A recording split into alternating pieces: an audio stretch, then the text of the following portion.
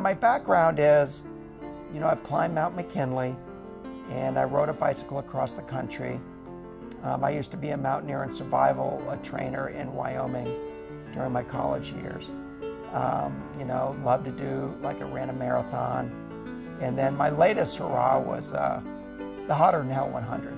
And actually, I was training for the Hotter Than Hell 100 in July of 2012, and that's when I had my accident, my bicycle accident, which left me, paralyzed, essentially from the shoulders down. Oh, my experience at Baylor was excellent. I was in ICU for about 4 weeks, and then came over to BIR Baylor, and there they really took great care of me. One of the most exciting parts was when I met Leah and she introduced me to the recreation side of Baylor. And that's where I was introduced to RISE Adventure. We went off to play indoor soccer for motorized wheelchairs.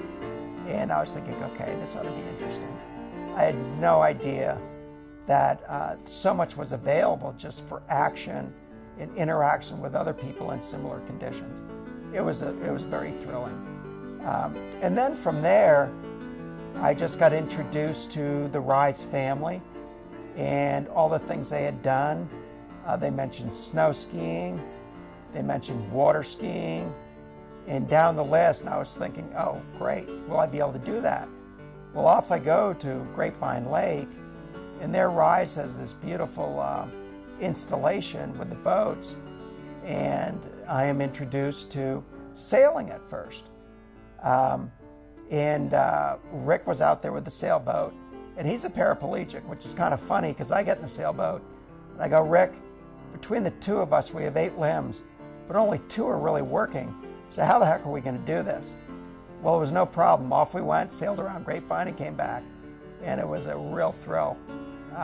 Then I went back out again, and it was time to do some tubing, a large tube, and my family members got on the tube with me, and off we went, being pulled around the lake. I think the interesting thing is about 50 to 60% of this battle is the psychological side, the mental side. And when you go to Baylor and you work with RISE, you realize that they are there to help you on that psychological side. They lift your spirits, you're connecting with great people, you end up with that can-do attitude, and all of a sudden your head's in the game and you can take on this challenge.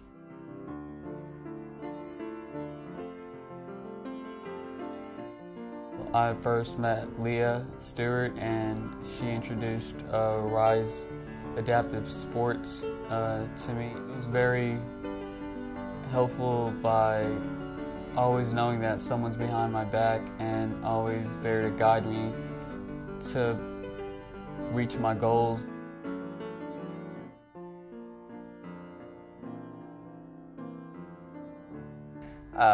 I was at Baylor in 2005. I got paralyzed from a motocross accident. I went home and kind of fell apart, mentally, and just kind of, I was married and had 2 kids at the time. Baylor was just good to me, man. They made me feel pretty good about myself. It gave me a lot of confidence, actually. I went home and I was getting dressed on my own, getting out of the bathtubs, and just I felt pretty secure in my house. But when it kind of went out is when it kind of hit me. I really think people miss what the objective of RISE is. RISE don't just enable people to go try out new sports and new events and gather, but they put people who are going through the same thing that you went through 1 year, 2 years, 3 years ago. They're letting you meet those people, and you make an influence on them as much as they influence you. Like I said, we just inspire each other. And nobody looks at your chair. Nobody's asking you what happened. Everybody's just kind of just talking and laughing and being who they really are. And that's what I like about RISE. It's opened up a lot of doors. I just can't tell you how much I've learned that you really can do so much. But it's Baylor and RISE, that partnership, that is there, and it introduced me to all this. If it wasn't for Baylor and RISE, I really just don't know what I would be able to do. For all you guys that, have an accident, it's a split second, and it's going to happen. I mean, maybe not to you, but to a friend or a family member. And when that happens, you're just going to have to start building the ultimate team. Who's going to be taking care of you? How can you take care of them? Because they will only take care of you as well as you take care of them. So if you can make them smile and laugh, then they'll help you smile and laugh and live a very fruitful life.